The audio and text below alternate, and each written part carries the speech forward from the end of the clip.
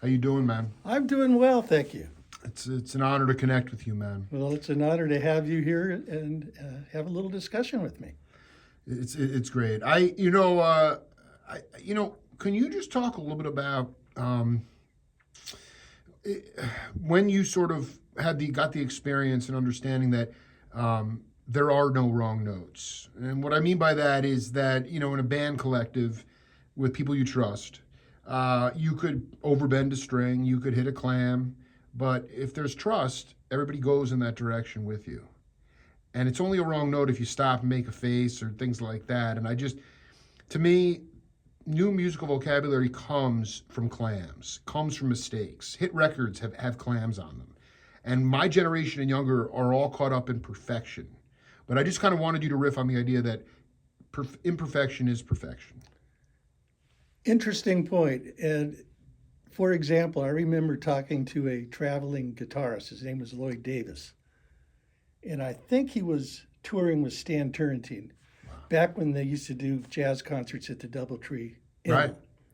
And a friend of mine did the sound reinforcement, and I used to help him. I was one of his roadies. He would hand me a roll of duct tape, and I'd go, fastening down cables and so forth. But at any rate, I had a nice chat with Lloyd Davis, who said, we were talking about jazz, and he said, here's the deal.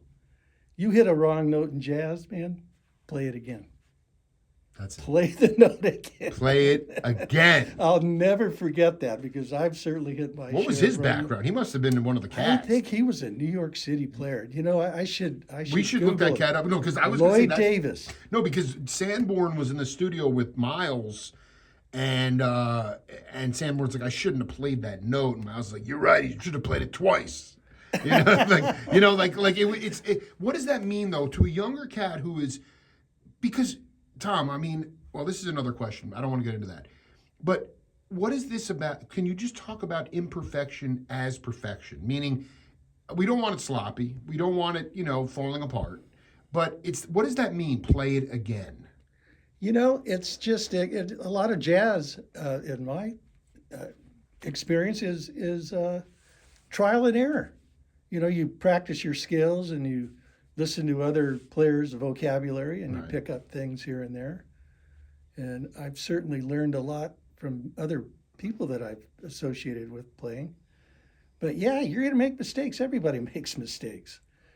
So it's just part of the game. And in fact, when I played with this new group that I'm in, one of the first times we got together and the sax player showed up, I was a little nervous, I have to say. That's good. You were excited. I was excited. Yeah, and I was even nothing felt wrong with myself that. shake a little bit. But that's part of the fun. That's part of the fun. Well, because like David Spinoza, when I interviewed him, right place, wrong time, Dr. John. You know that tune? Right place, wrong time. Yeah, right. All right, and so they were supposed to originally have a sax solo on there. There was Atlantic. Arif Mardin and Dr. John pulled him in and said, hey, can you lay down a guitar solo? So he plugs in and overbends a string. Just really big, and in his mind was like, hey, I can do that again. And they said, no, it's perfect. We're done. Flash forward 3 weeks, and he's got like 6 guitars going on his arms, going to the studio dates all over town. He jumps in a cab, 74. And the cab driver's like, hey, man, he's like, this is my new favorite tune. Check it out. And he throws on Right Place, Wrong Time. And Spinoza's like, hey, that's me. He's like, you're full of shit, man. But the point is, that was a clam. Yeah. Louis Shelton, I don't know if you're hip to him. Incredible studio, kind of predated Larry Carlton in the LA scene. Oh, yeah. Phenomenal player. Mm-hmm. Did the same thing with the Monkees. Where last train to Clarksville. Hit a clam, they kept it, became a hit. I'm just trying to get at this idea because I do believe, and I just want you to riff on this idea of trial and error. Is that how you found your own individual sound? In a way it is. And I think all musicians or players, I think they learn their vocabulary like when you're a baby and you pick up the language of your, whatever language it may be, English, Spanish, whatever. Right. Whatever. I think music's the same thing. You hear these notes and They just kind of become part of you as far as you're playing and what appeals to you. You know, for example, when I first started playing blues, Mike Bloomfield caught my ear. I thought, man, who's this guy? And so I incorporated some of his style in my playing, where he was just a master at bending strings. He had such a magnificent player. And so when I play a little jazz, I find myself, even though he more specialized in Chicago blues style guitar, I find myself utilizing the things I learned from him. You integrate that into Yes. more of a jazz setting. Yes. I mean, but the blues is a very adjacent to jazz, even though I do, in listening to more modern jazz, it seems to be more about technique and calisthenics and sort of, like proficiency and riffology as opposed to soul. Yeah. Can you talk a little bit about in the early 70s, where was Brother Kusian playing on the bandstand? 70s. The early 70s was people want to talk about the Beatles, I get it. The iconic. San Francisco scene, late 60s, I get it. The best, for this humble opinion, for this host, the early 70s was the greasiest time in American music history. I'm curious about where you were at. I was playing at a club called the Barons. Where? My father. Here? Yeah. I've seen Ronnie Amato. Amato, his cat's name? Yeah. Horn player. Yeah. So my father had a produce business, and I would have to go to work at 4 o'clock in the morning. And I remember doing a 6-week gig there, and I'd get home at 2 o'clock. Oh my God! And where was it that located? Where was it that located? was off South Craycroft, and it was quite a place. They had really good food, and so we would do a dinner set. And I remember when George Benson came out with his Breezin'. We used to play that kind of stuff. Dude, this is so. Wait, who was in that band? Renee Andriata was our singer. Robert Thames, great bass player. Rick Mellinger, who played in The Dearly Beloved. I don't know if you remember that name. Wow, They were a phenomenal rock band from Tucson. They had a song on the charts. Whoa. And they were really on their way to going somewhere with their music. But the lead singer, Larry Cox, nicest guy you'd ever want to meet, got killed in a car crash. This was a Tucson-based rock band. This is a Tucson-based rock band. And back in those days, there was an ice rink on Speedway called Monterey Ice Rink. And they had some great concerts there. The Animals, the Spiders. I believe that was Alice Cooper's. Oh my God, this is unbelievable. Yeah, this is going way back. You know what, Cavallari came in here? The Rascals came in here? Oh yeah, I remember that. Was Mahavishnu coming in here? I don't. They played at a high. Teddy Reyes? You know Ted Reyes? No. Incredible guitar player here in town. I'm surprised you guys haven't crossed paths.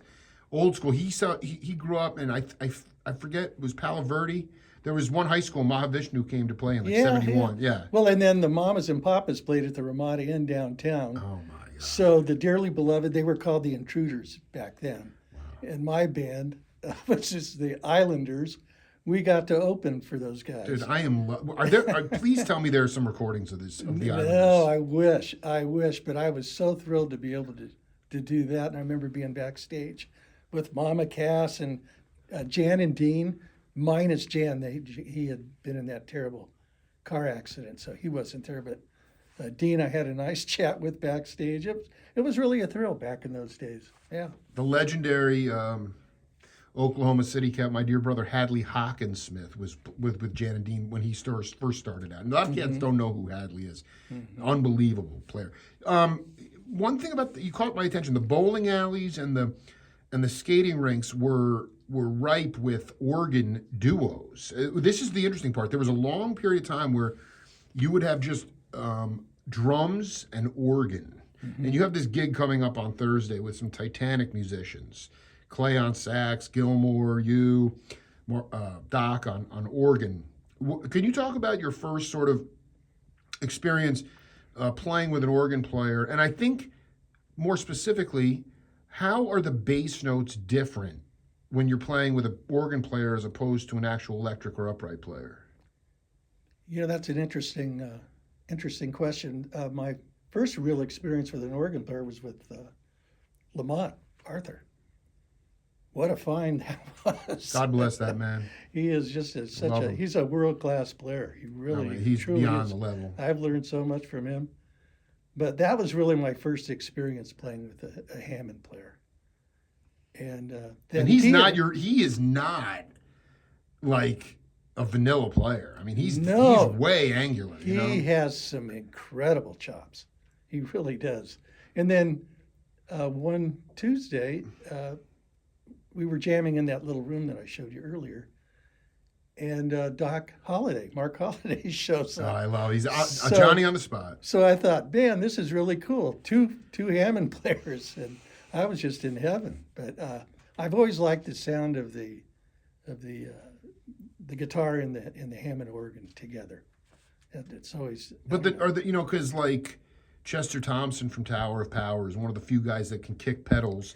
Most guys are playing left-hand bass. Lamont can kick the pedals very well, and so does Doc. He kicks the pedals. Yeah. So Jake, I don't really notice that much difference. I mean, if you're playing, of course, with an upright bass and you hear that, Yeah, right. So, it's just to me like there's an album where it's just sax, organ, drums, and trombone, and the grooves it's just like wavier. There was a wavier quality to it. Right. But you must have run into Lamont back in the 70s. When he was with Street Pajama, I used to go. I didn't know him back then, though. I didn't. Really You remember seeing them, but you weren't. No. And then I think he really got involved, maybe after that with a Hammond. I'd have to ask him. I'm not sure. That's fascinating. Yeah. LAPD with Phil Davis. Yeah. Oh yeah. And he and Phil Davis apparently go way back. Way back. So the Islanders. I mean, what was this? Were you guys playing? This was just a little rock band. It was were one playing of my originals first or bands. playing like? No, we played covers. Yeah, covers. Beatles, Birds, Rolling Stones. So you were really in a psych rock bag. Yeah. You were really a psych rock guy. Oh, Bloomfield. Yeah. Oh yeah. I mean, where do you feel like, you talked the other day just about being giddy and a little bit anxious and excited about this, what's it called, organization? Okay. Soul Organization. Just in general, it was so cool to see you play the other night, even in a fleeting time, but where do you feel like you need to grow the most as a person or player? Where do you need to push yourself out of your comfort zone right now? I think it just needs to play more. So I've been playing this organ guitar flavor of music for quite some time now, but it's basically just woodshedding myself at home. I'm not really playing. Yeah, you're in isolation. Now I can test the waters and that's kind of where I'm at as far as this style of playing. Can you just talk a little bit about? I mean, it's easier said than done because the propensity of live gigs. I mean, the significance of live music has changed so much in our culture. Yeah. I mean, in the 70s, I remember Lamont, 22nd Street, I think he said it was like 30 or 40 clubs just on that. Oh, yeah. They were all over the place. So, it's hard because you get excited and then there's really not you're playing the Century Room. And thank God we have it here. Yeah. But I guess how has the significance of live music changed in our culture? Well, it's changed quite a bit. I mean, with the popularity of the DJ format, that's put a lot of bands out of business. The bean counters, man. No, it's not popularity. It's the bean counters. Like, we can just pay one guy. Why do we have to pay five? Exactly. So that really changed. I'm talking about the patrons, though, especially with this thing. I mean, I'm trying to use this as a tool to drive consciousness. Yeah, right. But this, more often than not, is an interface between healing and pacification with music. Right. So, and I'm not asking for answers. I'm just saying, back then, I mean, on top of the fact that the cost of living, you could bring Cal Jader in, you could bring Groove Holmes in, the Mama and Papas in. It wasn't unrealistic on a tour.